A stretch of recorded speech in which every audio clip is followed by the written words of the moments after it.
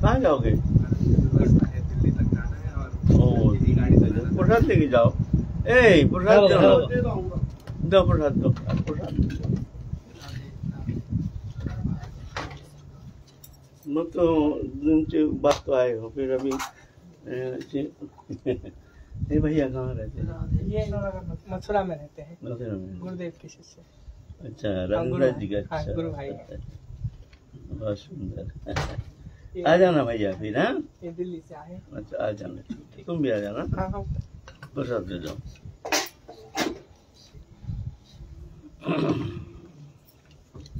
जय जय श्री राम, जय श्याम, निताई गौर हरि बोल।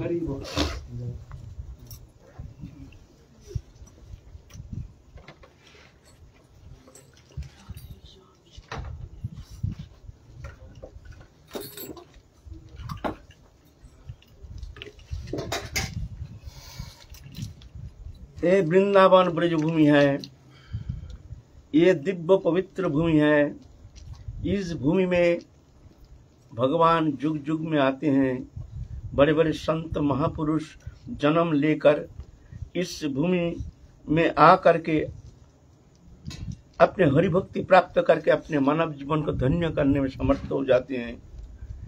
तत्सहित सबके भीतर भगवती चेतना जागृति करने के लिए उनकी जो प्रचेष्टा है, ये ब्रजभूमि में दिखा जाता है। बड़े बड़े संत महापुरुष आते हैं। तो ये भूमि ऐसी है, ये पवित्र भूमि, ये दिव्य भूमि, ये भगवान के चरण रस से ये समृद्ध है। ये भूमि ये जहाँ देखेंगे सब कृष्ण लीला भूमि।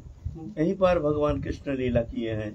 वही ब्रजराज, जिस ब्रजराज में भगवान विहार करते थे अपने राधा रानी अपने सखियों के साथ, समस्त ब्रज परिकरों के साथ भगवान नित्य विहार करते थे, लीला करते थे। ये भूमि भगवान चले गए, लेकिन ये रज लेके नहीं गए। वही रज है, वही जमुना पुलिन है, वही गिरिराज है, अलग नहीं है। ऐसे सुंदर दिव्य भूमि, ये भूमि में जो आते हैं वो बहुत भाग्यशाली है। लेकिन अगर ऐसे भूमि में आकर के उसके मनोवृत्ति, उनके अंतःकरण की वृत्ति, अगर इसकी परिवर्तन नहीं होता है, भगवत प्राप्ति की इच्छा जागृति नहीं होती है, साधु संग में स्पृहा जागृति नहीं होती है, तो माना जाए कि वो बहुत ही दुर्भाग्यशाली है। इतना सुंदर भूमि में आकर के भी उसका चेतना का कोई विकास नहीं। चेतना तो सब जीव में है, सब जीव में प्राणी मात्र ही जिसमें प्राण क्रिया है वो सब जीव है ना। अमीबा से लेकर समस्त जीव जगत सब चेतन सत्ता है, सभी जीव है। लेकिन ये मनुष्य शरीर प्राप्त करके जो हरिभजन करने के लिए प्रयत्न नहीं करते हैं, वो कहते हैं वो आत्महत्याकारी। एक तो आत्महत्या करे, आत्महत्या माने फांसी लगा के मरते हैं, जहर खा के मरते हैं, कैसे कैसे मरते हैं, ऐसे भी मृत्यु होता है। बोलते ये उतना विघातक नहीं है। विघातक है जो ब्रज में आकर के, जो ऐसे संत समागम में आकर के, संत सानिध्य में आकर के जो हरिभजन करने के लिए प्रयत्न नहीं करते हैं, उनको इतना सुंदर एक मौका मिल जाता है। वो मौका प्राप्त करते हुए भी उसके अंदर कोई चेतना की कोई जागृति नहीं, विकास नहीं, तो बोलते हैं वो आत्महत्या। आत्महत्या नहीं, आत्महत्या। आत्मा को ही हत्या कर रहे हैं। ये बार बार थोड़ी सुযোগ मिलेगा, बार बार थोड़ी मिलेगा ऐसे जन्म। कहीं भी जन्म लो ना, विदेश में जन्म लो, क्या है उसमें जन्म लेने से क्या होता है?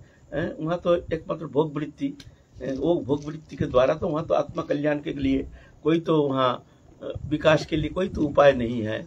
ना वहाँ कोई संत है, ना भजन है, ना भजन के लिए कोई उनके भीतर कोई स्प्रिया है। वो भूमि ऐसी है। लेकिन ये दिव्य भूमि है।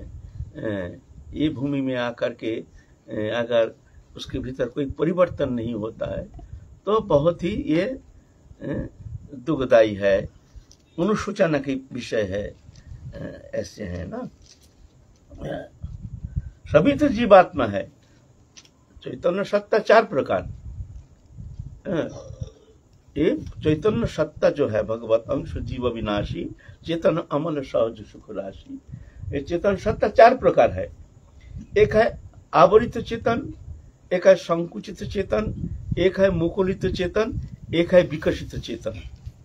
वही चेतन सत्ता है, लेकिन सभी वही पंच तत्व से बना हुआ चतुर्विंशति तत्व से बनी हुई वो शरीर है, लेकिन विकास नहीं है। जैसे पेड़ लता पता जो है ये भी, इसमें भी चेतन है, इसमें भी चेतन सत्ता है, लेकिन आवरित चेतन ढका हुआ है, वो कोई विकास नहीं। जैसे मान लो जड़ है, काटने से भी कुछ बोलता नहीं है, कोई सेंसेशन नहीं है जैसे ऐसे लगता है, लेकिन ऐसा नहीं, इसमें चेतन है। इसको कहते हैं आवरित चेतन, ढका हुआ चेतन सत्ता। जैसे अचेत होकर पड़ा रहता है कोई जीव जगत मनुष्य आदि प्राणी, अचेत होकर पड़ा रहता है, ऐसा ही ये चेतन सत्ता अचेत होकर पड़ा है, लेकिन है इसमें चेतन। कटने से फिर सूख जाएगा, फिर उसकी बंद हो जाएगा, सब सूख जाएगा, लता पता सूख जाएगा। फिर चेतन सत्ता का थोड़ा सा विकास हुआ है। कीड़ा मकोड़ा आदि, चींटी मक्खी आदि, अब वही चेतन सत्ता उसका थोड़ा सा विकास हुआ है। इसको कहते हैं संकुचित चेतन। सब तत्व उसमें निहित है, हम में और एक चींटी में कोई भेद नहीं है। भेद इतना है, हमारे भीतर चेतन सत्ता का विकास हो गया है। हमारी बुद्धि मन विचार ये सब चैतन्य सत्ता का विकास विकसित करके हमको भगवान ने सृष्टि किए हैं। वो है उसमें, लेकिन ढका हुआ, विकास नहीं है। उसको कहते हैं संकुचित चेतन, थोड़ा सा विकास हुआ है। फिर है मुकुलित चेतन, और थोड़ा सा विकास हुआ है, जैसे गाय भैंस बंदर आदि, और थोड़ा चैतन्य सत्ता का थोड़ा। बंदर तो जैसे बहुत सारे उनमें दिखता है, जैसे चेतन सत्ता मनुष्य जैसे कभी कभी देखने में भी आता है, शिम्पांजी ओरांगोटांग आदि, उसमें बहुत सारे मनुष्य का जैसे बुद्धि देखने में आता है। यह है मुकुलित चेतन, चैतन्य सत्ता का और विकास हो गया। उसके ऊपर है विकसित चेतन, मनुष्य विकास एकदम खिल गया, एक फूल खिला हुआ फूल, चेतन सत्ता का विकास विकसित करके संसार में प्रभु ने बड़े कृपा करके तुमको सुर दुर्लभ नरतनु दे करके संसार में भेजे हैं। विकास मन बुद्धि ज्ञान सब दे करके ठोस करके तुम्हारे भीतर सब ज्ञान दे करके संसार में भेजे हैं। लेकिन इसका दुरुपयोग करके हम क्या करते हैं, पशु जैसे जीवन व्यतीत करते हैं। भोग वृत्ति ही हमारे जीवन का उद्देश्य लेकर के भोग वृत्ति प्राप्त करने के लिए, पूर्ण करने के लिए हम नाना प्रकार बुद्धि मन आदि इसका हम इस तरह से सक्रियता हम दिखते हैं। ये हमारे भोग वृत्ति के लिए मन बुद्धि विचार सब भोग वृत्ति की ओर जा रहा है। क्या लाभ है ऐसे भोग वृत्ति?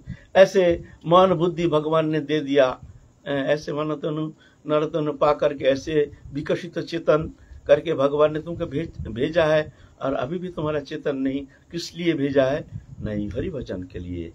उसके ऊपर अगर ऐसे जो बाहर में रहते हैं उसके बाद छोड़ दो, लेकिन ब्रज में आया है भजन करने के लिए, साधु संत के पास आते हैं, आकर के भी अगर उनके अंदर ये चेतन सत्ता के कोई विकास नहीं, परतत्व विषय उनका कोई आग्रह नहीं, अपने परम मंगल साधन के लिए कोई चेष्टा नहीं, इस संसार चक्र से मुक्त होने के लिए कोई उपाय अनुसंधान नहीं, भोग वृत्ति से मुक्त होकर दिव्य जीवन प्राप्ति के लिए कोई आग्रह नहीं,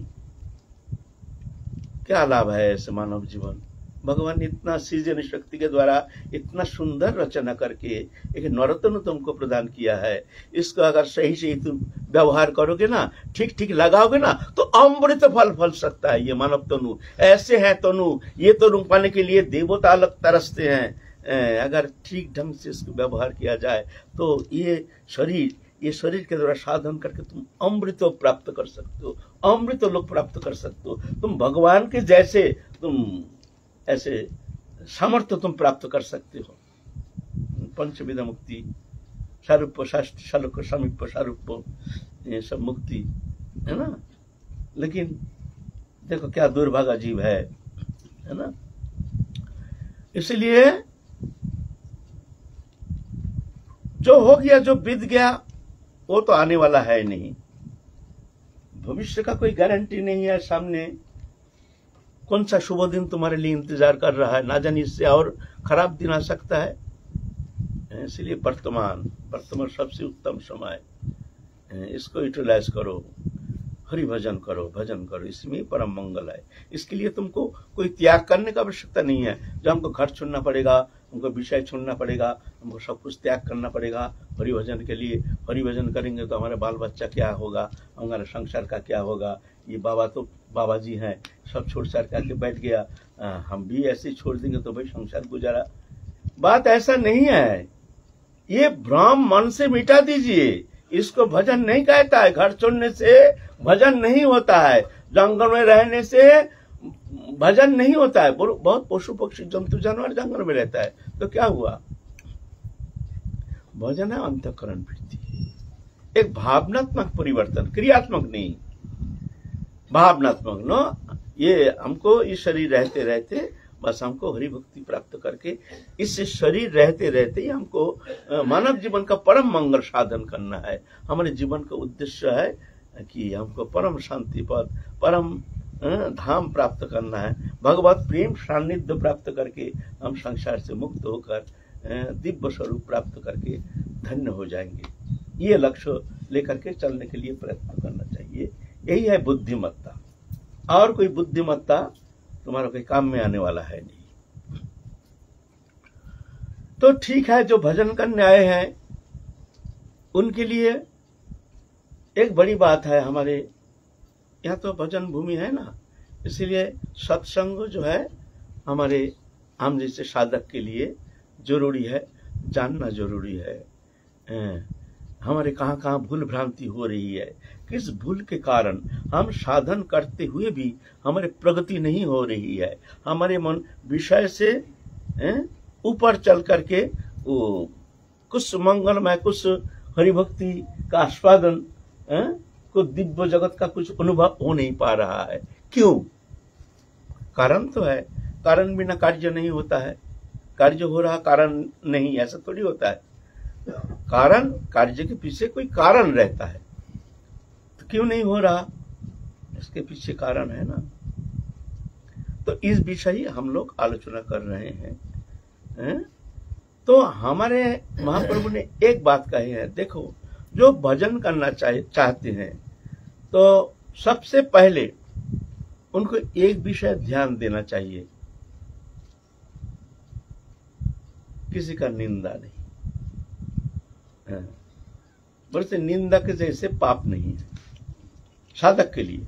व्यवहारिक लोग, संसारी लोग, भौतिक विषय जो मुग्ध होकर संसार चक्र में घूम रहा है, उनके लिए शब्द नहीं, साधक के लिए निंदा है नहीं को कार्य सबे पाप लाभ, एते कि न करे निंदा महाभाग।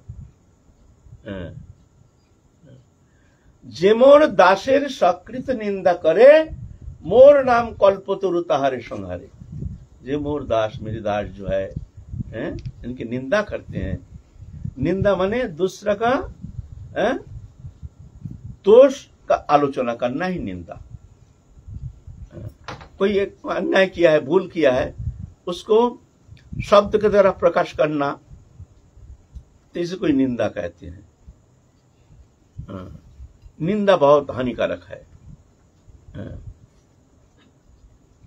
कार न करे निंदा कृष्ण कृष्ण बोले, अजय चैतन्य से जिन किसी का निंदा नहीं करता है, कृष्ण कृष्ण कहते हैं।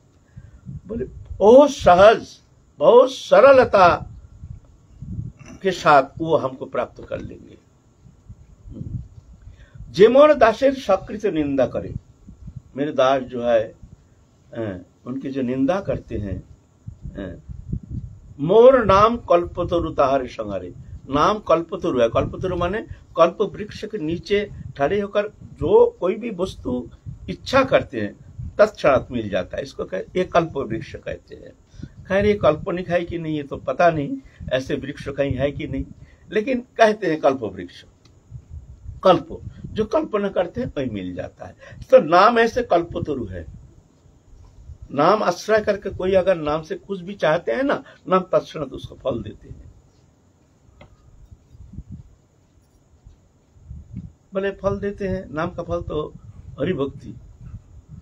तो फल के हम संसार चाहिए, हमको पैसा चाहिए, बोले वो भी मिल जाएगा, वो भी मिल जाएगा, पैसा ही मिल जाएगा। तो करो ना, भगवत नाम करो। जब हमको पैसा चाहिए, भगवत नाम करो, नाम तुमको पैसा देगा, पैसा आ जाएगा। हमको भोग्य पदार्थ तो चाहिए, वो भी दे देंगे। नाम कल्पतरु। बोले ये नाम कल्प, ये भोग्य वस्तु देंगे। बोले ना, भोग्य वस्तु तो देते तो हैं, लेकिन दे के उसका पिटाई भी होता है। उसका जो दुष्परिणाम है वो बढ़िया तरह से उसको चखाते हैं, फिर ऐसे ही वो भयभीत हो जाता है, फिर झांकने के लिए तैयार नहीं होता है, फिर झांकना बंद हो जाता है उस तरफ।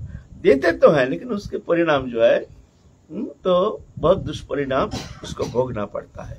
लेकिन एक जगह বলেছেন আমি বিজ্ঞ বিষয় কেন দিব সচরণামৃত দিয়া বিষয় ভুলাইব। हाँ, भगवान कहते मोरे भजे विषय मांगे, ये तो बड़ा मूर्ख। मेरे को भजते हैं लेकिन विषय मांगता है, प्रभु पैसा दो, कौड़ी दो। बोले ये तो बड़ा मूर्ख है। अमी विज्ञ तारे विषय का न दिबो सचरणामृत दिया विषय बोलाई। बोले मैं तो ज्ञानी हूं, मैं तो मूर्ख नहीं हूं, तो मैं इसको विषय क्यों दूंगा। तो सचरणामृत अपने चरणोदक दे करके उसको विषय को उसको भुला देंगे। लेकिन विषय देते हैं, जैसे एक कांटा पाम में घुस गया है, उस कांटा को निकालने के लिए एक कांटा चाहिए, वो कांटा के द्वारा ही कांटा को निकाला जाता है, फिर दोनों कांटा फेंक देते हैं। ऐसा विषय वासना रूपी कांटा घुस गया हमारे भीतर, विषय वासना रूपी कांटा। एक कांटा कैसे निकलेगा। बोले विषय कांटा है। बोले वो कांटा कैसे। बोले हाँ, जब वो विषय कांटा विषय भोग करके उसका दुष्परिणाम देख करके फिर वो चेतन हो जाता है, हाय हाय हाय हाय हमने ये क्या किया। उसके भीतर से बीज निकल जाता है। छोटा सा भूल भरत महाराज किए थे। भरत महाराज गए हैं, सब राजपाट छोड़ करके जंगल में गए हैं, थोड़ा सा भूल, एक स्नेह ममता हरिण शावक के मुंह में पर करके, ये विषय है, ये भी विषय है। स्नेह ममता ये तो बड़ी विषय है। रुपया पैसा धन दौलत से भी खतरनाक है स्नेह ममता। धन दौलत उतना उसको मोहित कर नहीं सकता है, लेकिन ये प्रेम प्रीति, ये स्नेह ममता, ये बड़ा खतरनाक है। ये तो सबसे बड़ी विषय है। ये नहीं समझना जो ये विषय नहीं है। विषय क्या है। विषय किसको कहते हैं। विष है, विष माने जहर, जहर है, उसको विषय कहते हैं। वो क्या चीज है। नहीं, भगवत चरण छोड़ करके देहो दैहिक समस्त दृश्यमान भोग्य पदार्थों के प्रति जो आसक्ति चाहन, यह है विषय। सब विषय, ये सिर्फ वस्तु नहीं, मान पूजा प्रतिष्ठा ये भी विषय है। स्नेह ममता, किसी के प्रति ममता हो गया, ये भी विषय है। अरे खतरनाक है ना। इसलिए भगवान कहते हैं अगर यदि ममता हो जाए किसी वैष्णव के प्रति, देखो वैष्णव के प्रति ममता होना तो मुश्किल। अगर वैष्णव के प्रति ममता, एक ममता है परमार्थ विषय ममता होती है, जो इनके सानिध्य में जाकर के हमको बहुत कुछ मिलता है, हमको भक्ति में बहुत उन्मेष होता है, हमारे भीतर बहुत परिवर्तन हम देख रहे हैं उनके सानिध्य में जाकर के, तो उनके प्रति आकर्षण अनुभव करते हैं, ये तो ठीक है। लेकिन स्नेह क्या है। स्नेह माने दैहिक, दैहिक जो आकर्षण, ये है ममत्व, ये हानिकारक। ये साधु में होने से भी ये भी स्वीकृति नहीं है। देहदैहिक वस्तु पदार्थ में नहीं, परमार्थ विषय में आकर्षण होना ठीक है। मान लो भक्त है, कोई भक्ति होती है, ये भी भक्त है, लेकिन परमार्थ देखने में परमार्थ जैसे लगता है, लेकिन हम आकर्षित हो रहे हैं, तो क्या कहोगे वैष्णव के प्रति आकर्षण।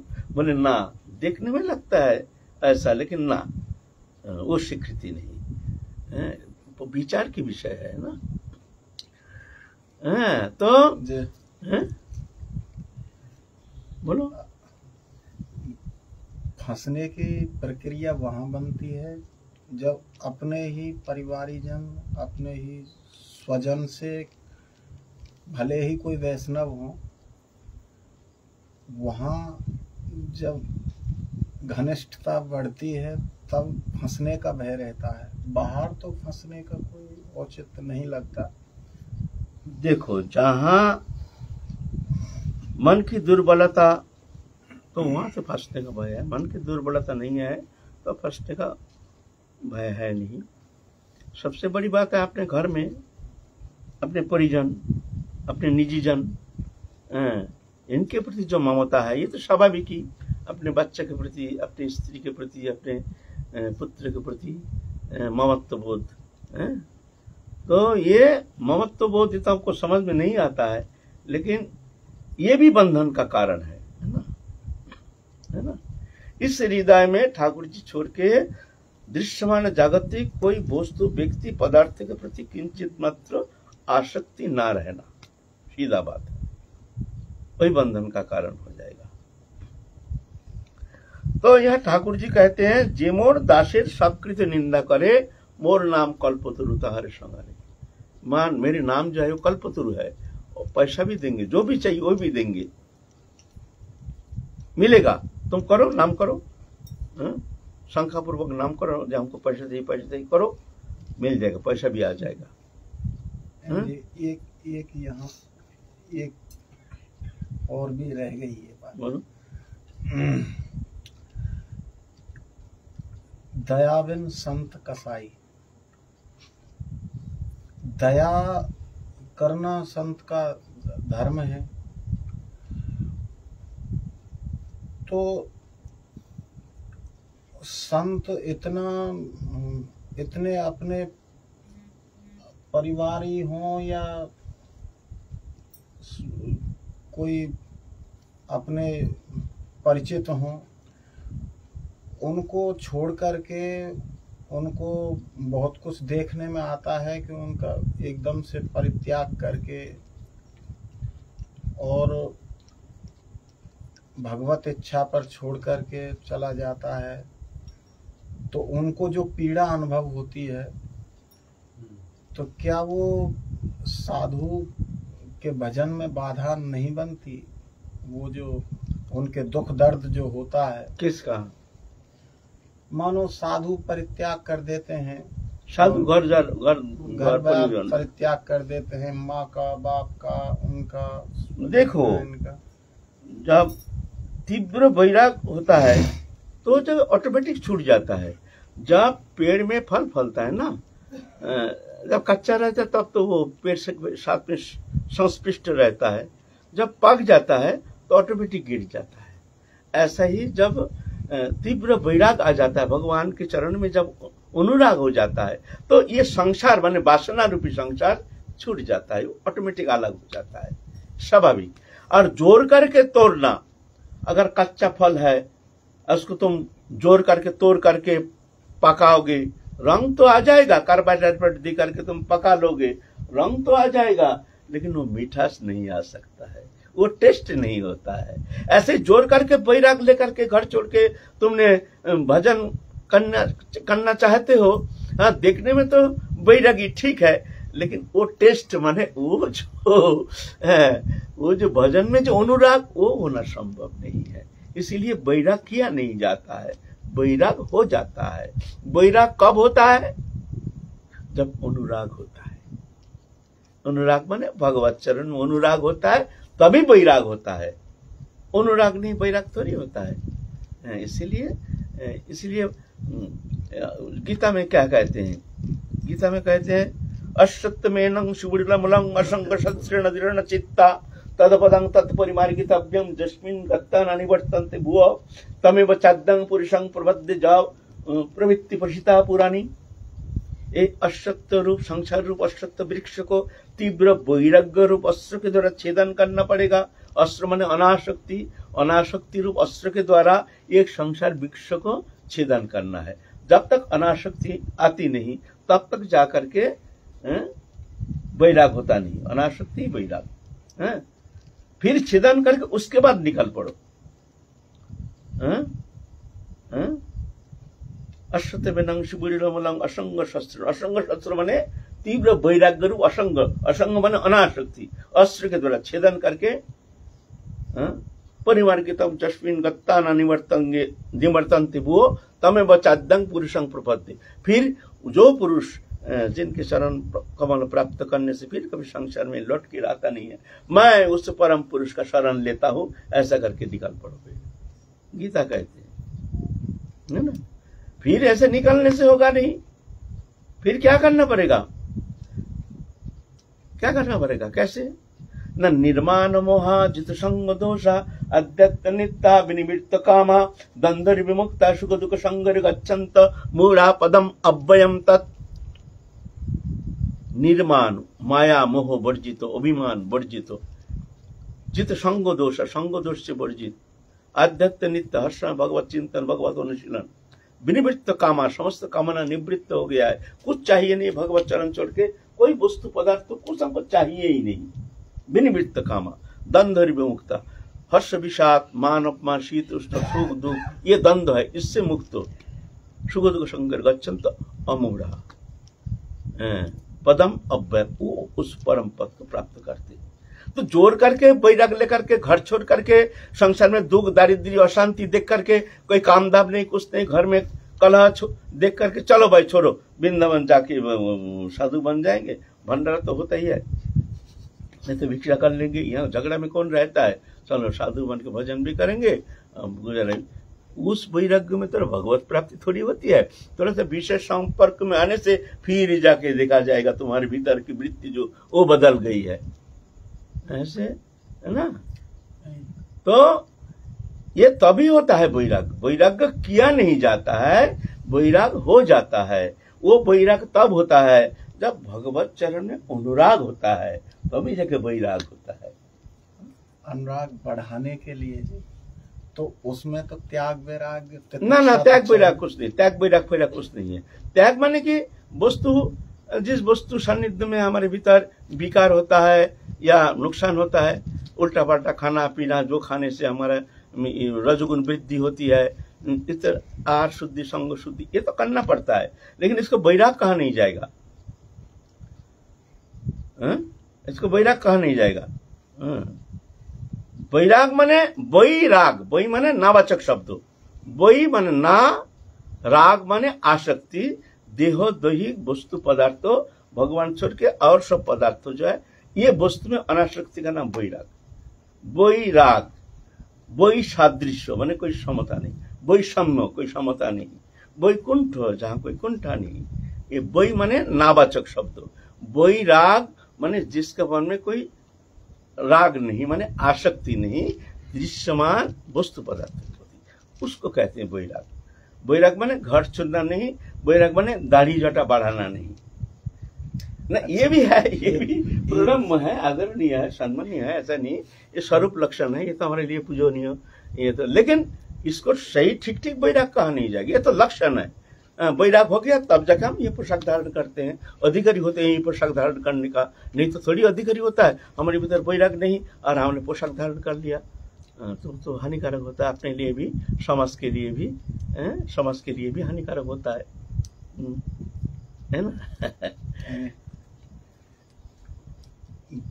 उस स्थिति में जाने के लिए अभ्यास तो चाहिए, अभ्यास तो करना पड़ेगा, अभ्यास तो करना ही पड़ेगा, अच्छा लागे या ना लागे। अभ्यास जगजुक्त चेतसा नन्नगामिना परमं पुरुषं दिव्यं जाति पार्थानुचिंतन। अभ्यास जो अच्छा लागे, बच्चे को पहले बैठा दिया जाता है, पढ़ना आता नहीं है, लिखना आता नहीं है, क लिख दिया जाता है, वो हाथ घुमाता है क के ऊपर,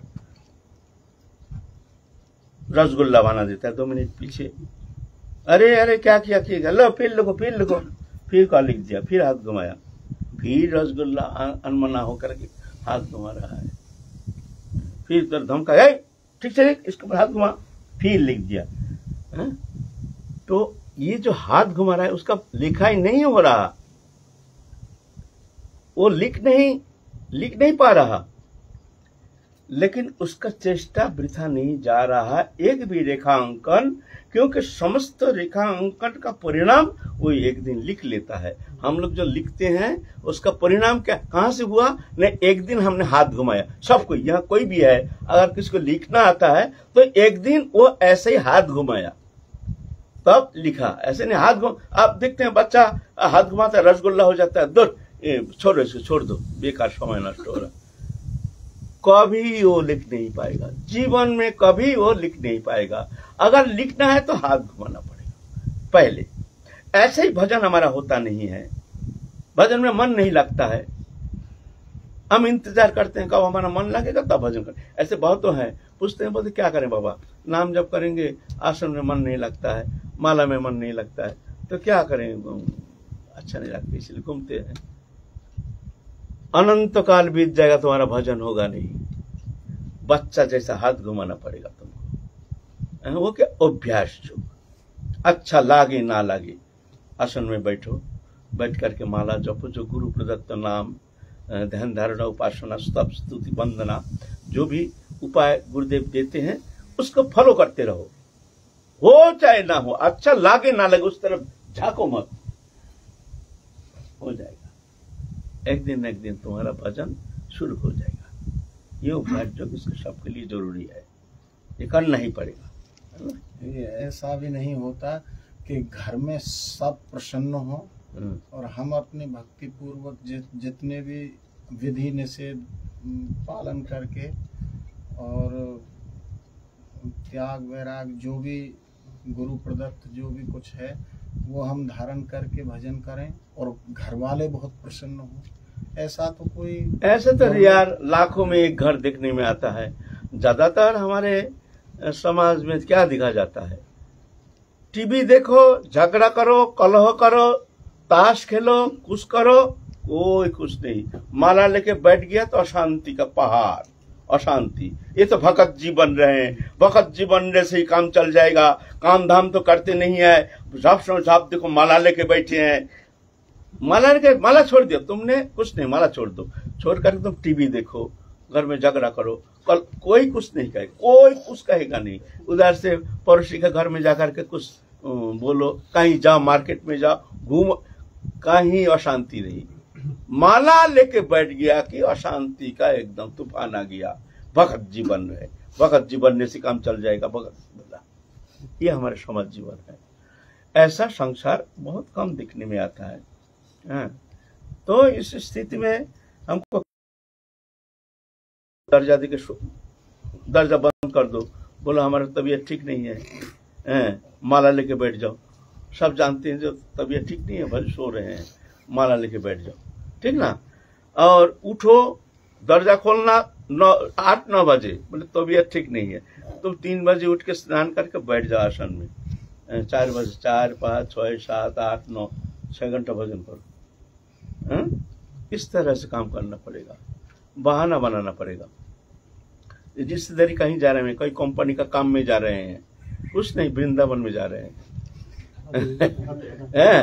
तुम जा रहे हो, बोलो जो हमको ये कंपनी का काम में, कोई काम में बहाना बनाने का हमको जाना पड़ेगा, आज 3 दिन पीछे हम आएंगे, तो सर कंपनी ने भेज रहा है, हमारे बस ने हमको भेज रहा है, कुछ नहीं, तुम वृंदावन आ रहे हो, आकर के तुम 3 दिन साधु संग सत्संग करो।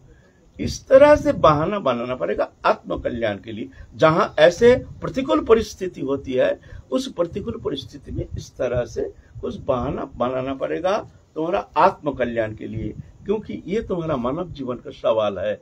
यहाँ तुम अगर ऐसे नहीं करोगे, तुम्हारा ही जीवन बर्बाद हो जाएगा, मानव जीवन बर्बाद हो जाएगा। तीव्र साधना का विकल्प लिए हुए हैं तो एक बार तो कठोर संघर्ष के सामना करना ही पड़ेगा। अब एक उदाहरण स्वरूप, जैसे अब ये राम कुमार शुरुआत में जब घर छोड़ के आए तो अकेले थे, और मैया परम वैष्णव, इनका तो पूरा परिवार ही वैष्णव है। तो मैया के हमारे पास फोन आते थे, बार बार आते थे कि जो है कहाँ है, कैसे है। तो हमें फिर यही कहना पड़ता था कि वो आ जाएंगे, या अभी हमें पूर्ण रूप से उन्होंने कुछ बताया नहीं है, ना हमने इनसे पूछा था। लेकिन इनकी ये फिर उसके बाद नहीं गए, तो उनको कष्ट तो बहुत हुआ उस समय पर। उस समय पर तो उनको वैष्णव हैं, परम वैष्णव हैं, लेकिन कष्ट बहुत हुआ, अकेला था। बाद में वो फिर इनके समर्थन में भी आ गए, जैसे इन्होंने जो निर्णय लिया उसमें फिर उनका समर्थन हो गया, ये ठीक है, और आज वो प्रसन्न भी हैं। तो शुरुआत में एक बार तो शुरुआत में तो ऐसा होता है, संसार मात्र ही है तो होता ही है। ऐसा थोड़ी है जो बच्चा भजन करेगा माँ बाबा देख रहे हैं, ऐसा भी है, ऐसा भी है। बहुत सारे हम देखे हैं, एक मैया छोटे छोटे 2 बच्चा लेकर के राधा कुंड में आकर के साधु को समर्पण कर दिए हैं। ये दोनों बच्चा को साधु बना करके भजन कराना, 2 ही बच्चा है, छोटा छोटा, हमारे सामने की बात है। अभी वो बच्चा एक जन पंडित हो गया, एक जन प्राप्ति हो गया। ठीक है, ऐसे भी माँ है और ऐसे भी है जो भजन करने का नाम से चिढ़ जाते हैं। जो बेटा को किसी अवस्था में उसको संसार में फंसा करके इस तरह से इसको बांध करके संसार चक्र में पटक दो, ऐसे भी है। लेकिन जो आत्म कल्याण कामी जो मनुष्य है, वो आत्म कल्याण के लिए कोई ना कोई उपाय अवलंबन करना बहुत जरूरी है। उपाय हो चाहे ना हो, तुम्हारा कल्याण तुम्हारे हाथ में है, तुमको करना पड़ेगा। तुम्हारा कल्याण दूसरे का हाथ में नहीं है। संसार का कोई भी काम करो, इसके लिए तुम्हारे अवर्तमान दूसरा कोई कर लेगा, दूसरा कोई कर लेगा। अब पुलिस डिपार्टमेंट में चाकरी करते हैं, छोड़ दो चाकरी, थोड़ी बंद हो जाएगा और कोई कर लेगा। लेकिन आत्म कल्याण जो है वो अपना अपना, वहां कोई किसी का नहीं, वहां कोई किसी का नहीं, सब अपना अपना अपना अपना। तुम्हारा मंगल तुम्हारे हाथ, तुम क्या करोगे ये तुम जानो, है ना। करना ही पड़ेगा, इसका कोई ऑप्शन नहीं। जो नहीं हम क्या करें, हम संसार में फंसे हैं। जब हम मरेंगे तो जमराज आएंगे लेने के लिए, बोले प्रभु क्या करेंगे, हमारा समय नहीं मिला, हम जानते हैं भजन करना चाहिए, लेकिन आपने आप ही का माया है, माया ने इस तरह से फंसा दिया हमको, जो संसार में बंधन दशा प्राप्त होकर के भजन करने की इच्छा रहते हुए भी हम भजन कर नहीं पाए। हम बहुत कोशिश किए, लेकिन हमको भजन करने का कोई मौका तो मिला ही नहीं। बहुत इच्छा की, हम बहुत दुखी भी हो गए हैं। तो हमको प्रभु ऐसे साझा क्यों, ये नंबर नहीं बोलते चलो इसको ले चलो, बंद कर ले चलो, पटक दो नरक में। बोले प्रभु ऐसा क्यों, हमारे मन में इच्छा थी, हमको संसार चक्र में बंद करके हमको मजबूर कर दिया, तो मेरा क्या दोष है। बोले देखो, जो भी इस संसार से पार लगाया सब ऐसे ही माया के अंदर से पार लगाया, किसी के लिए अलग मायातीत संसार रचना किया नहीं गया। जो मायातीत संसार है वो संसार में जन्म लेकर के वो संसार चक्र से मुक्त होकर के परम पद प्राप्त कर ली, ऐसा नहीं है। सभी ऐसे ही माया के अंदर से ही पार लगाया। समुद्र के किनारे में रह करके तुम अगर सोचोगी कि समुद्र शांत हो जाएगा, तरंग शांत हो जाएगा, फिर हम स्नान करेंगे, बैठे रहो, कभी तुम्हारा स्नान होगा नहीं। वो तरंग के अंदर ही तुमको उतार करके नहाना पड़े। जो नहाते हैं ऐसा ही नहाते हैं, तुम्हारे लिए ऐसा शांत हो, ऐसे माया है, ये तरंग है, संसार तरंग है, ये कभी शांत होता नहीं है और अशांत हो जाएगा। और आगे जितना समय आगे बढ़ता जाएगा, संसार बड़ा होता जाएगा, फैलता जाएगा और बंधन दशा प्राप्त होकर के जो भी थोड़ा भजन अभी कर रहे हो वो भी समाप्त हो जाएगा। हम बहुत सारे देखे हैं ऐसे, हमारे पास खूब आते थे, खूब भजन करते थे, नौकरी करते हैं, बस रिटायरमेंट हो गया, बस संसार में गया, पोता पोती हो गया, अब बाल बच्चा लेकर के ऐसे माने घुल मिल गया, माने नाम निशान मिट गया, नाम निशान मिट गया।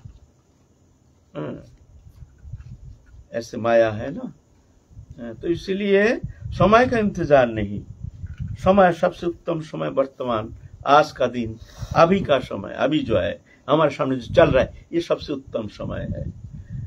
जो गया वो तो हाथ में आने वाला है नहीं, काल का कोई गारंटी नहीं, ना जाने तुम्हारा शरीर साथ नहीं देगा। मान लो ऐसा कोई बीमार हो गया, क्या करोगे? तो इसीलिए जो गया उसका चिंता नहीं, आगे का कोई भरोसा नहीं, वर्तमान का काम में लगाओ। अभी जो पल क्षण हमारे सामने चल रहा है, बस मुख में नाम करो, हरे कृष्ण कृष्ण कृष्ण हरे हरे, हरे राम राम राम हरे हरे, हरे कृष्ण कृष्ण कृष्ण हरे हरे, हरे राम राम राम हरे हरे। इसलिए हमारे महाप्रभु ने सरल उपाय बताए हैं। उठते बसते खाइते शुइते जथा तथा नाम लय, देश काल नियम नहीं सर्वसिद्धि है। बोले क्या करोगे? कलिजुग है ना, उठते बैठते खाते सोते जहां तहां जैसे तैसे मुख में नाम रटते रहो। देश काल नियम नहीं है, समस्त सिद्धि तुमको प्राप्ति होगी, है ना? अच्छा जाए बोलो, प्रश्न बोलो। भगवद गीता जी में भगवान कह रहे हैं कि मुझको जो जिस भाव से भजता है, प्रेम करता है, मैं भी उसको वैसे ही करता हूँ। हाँ। जैसे भी आपने बताया नाम कल्पतर हुआ है, वो भोग भी दे देगा। और चैतन्य अमृत में भगवान कह रहे हैं कि मैं तो जानता हूँ वो मुझसे विष मांग रहा है, बट मैं तो उसको अपने कमल चरण अमृत देके उसका पार लगा दूंगा। तो यहाँ पे दोनों साधक अलग अलग हैं, उनके बारे में बोला जा रहा है या दोनों के बारे में? ना उनको বিষয় সচরণামিত দিয়ে বিষয় ভুলাই, আমি বিজ্ঞ তারি বিষয় কেন দিব, सचरणामित दिया विषय भुलाई। माने विषय देंगे लेकिन उसका दुष्परिणाम चाखा करके ही उसके भीतर से वो भोग एकदम पूर्ण रूप से निवृत्त कर देगा। जैसे भरत महाराज का थोड़ा सा भूल के कारण हरिण शावक के मुंह में पर करके, लेकिन ऐसे निकाल दिया स्नेह ममता का काटा, हे भगवान हमने इतना बड़ा भूल किया, संत होकर हम भजन करने के लिए आए, लेकिन एक हरिण शावक के प्रेम में पड़ करके हमने मरते समय उसकी चिंता करते करते हरिणों के जन्म लिया। प्रभु इस बार अगर हमको मानव जीवन मिल जाए, हम संसार के साथ कोई संपर्क ही रखेंगे नहीं। जड़ भरत हो गया, जड़ भरत नहीं है वो, कहते हैं जड़ भरत चरित्र, जड़ भरत नहीं है, अच्छा ज्ञानी पूर्ण ज्ञानी, किंतु वो जो इतना जम के चोट खाया, मने इतना भयंकर चोट लगा, जो भाई हमने भजन करने आए और देखो मिथ्या एक मोह एक स्नेह ममता के बंधन में फंस करके हमारा भजन जीवन चौपट कर हरिणों के जन्म लिया। इस बार अगर हमको मानव जन्म हुआ तो हमको आप बोलेंगे नहीं, जड़ भरत होके बोलना आता नहीं है, करना आता नहीं है, जो करते उसको उल्टा करते, सब ज्ञान है। जब रोहगन राजा जब उनको लगाया, आप लोग भगवत सुने होंगे, तो कैसे रोहगन राजा को ज्ञान दिए, कैसे ज्ञान दिए, रोहगन का दिमाग घूम गया, पालकी से उतार करके बैठाए, प्रभु महाराज आप परम ज्ञानी है, हम तो सत्संग के लिए जा रहे थे, आपके वचन सुन करके हमारा तो चेतन हो गया, प्रभु आप हमको उपदेश कीजिए। तब जाके रोहगन राजा को जरूरत, कितने बड़े ज्ञानी है। ऐसा होता है, ये है बीज नष्ट कर देंगे, विषय दे करके विषय को भुलाएंगे, है ना। ये विषय देना नहीं, ये भुलाने के लिए भगवान ऐसा करते हैं। ना जाने तो पूर्ण रूप से कृपा कर दिए थे। क्या ध्रुव महाराज तो जैसे अब महल और सब कुछ लेना चाहते थे, तो प्रभु ने तो उन पे पूर्ण रूप से कृपा किया कि उनको तो विषय नहीं दिया। ये देखो ध्रुव महाराज जब भगवान से बोले प्रभु हमने 6 महीने में कैसे आपके चरण कमल को प्राप्त कर लिया, तो भगवान दिखाते हैं एक सादा पर्वत, मंदार पर्वत जैसे। बोलते देखो ये क्या देखते हो, क्या देखते हो? बोले देखते हैं एक सफेद एक पहाड़ पर्वत। बोले क्या है जानते हो? बोले ना। बोले तुम जी जन्म जन्म जी इस तरह से साधन करके अपने शरीर को त्यागी हो, तुम्हारे हड्डी का पहाड़ है ये। इतना जन्म तुमने कष्ट स्वीकार करके, तपस्या करके, साधन करके, हमारी उपासना करके इस स्थिति में आए हो, इतना सहज नहीं। तो ये बहुत जन्म पार करके आए हैं, वो सब स्थिति पार करके आए हैं, तब जाकर के एक कहानी सुनाओ ना, और 5 मिनट है ना। ये सत्संग में तो ऐसा होता है। एक व्यक्ति था तंत्र साधक। तंत्र साधना जानते? तंत्र साधना है ना, हमारे साधन मार्ग में वैष्णव मार्ग है, फिर ज्ञान मार्ग है, जोग मार्ग है, तंत्र मार्ग है, ये मार्ग है अलग अलग। तंत्र मार्ग में है सब साधना पद्धति है। सब साधना माने शनि मंगलवार अमावस्या ऐसे दिन में कोई चंडाल आत्महत्या करता है तो उसका वो शरीर अक्षत शरीर लेकर के ये साधना होती है। उसमें शराब चाहिए, मदिरा चाहिए, मांस चाहिए, सब पंचमकार का साधना। ये साधन मार्ग अलग है, बहुत कठिन है, शरीर मिलना मुश्किल। फिर तंत्र साधना, उसमें एक रात्रि में सिद्धि। वो सब जो है ना, उसको एकांत में लेकर के उसके छाती के ऊपर बैठ करके जपते हैं, मातृ मंत्र जपते हैं। तो वो जो मृतक शरीर है ना, मुंह फाड़ देता है। मुंह फाड़ने से उसके शराब देना पड़ता है, मांस देना पड़ता है, फिर जपते हैं।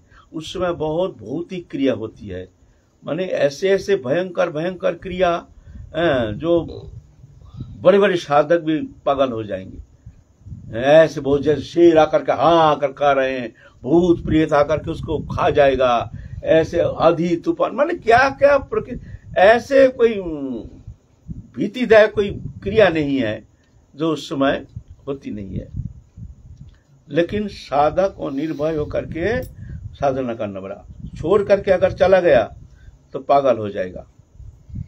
ये तंत्र साधना इतना खतरनाक। लेकिन एक रात्रि में सिद्धि, एक रात्रि में अगर वो कोई साधन करते, एक रात्रि में उसको सिद्धि, पूरा उसका जड़ चेतन ग्रंथि खोल करके देवी उसको साक्षात दर्शन देते हैं, उसको परम ब्रह्म ज्ञान प्राप्त हो जाता है।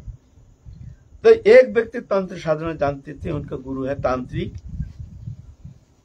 लेकिन वो कहीं जा रहे थे, साधन का कोई उपकरण नहीं, और है गृहस्थी, जानते हैं सब तंत्र मार्ग के सब साधन जानते हैं, गुरु ने सब उपदेश किए हैं, लेकिन ऐसे उपकरण नहीं।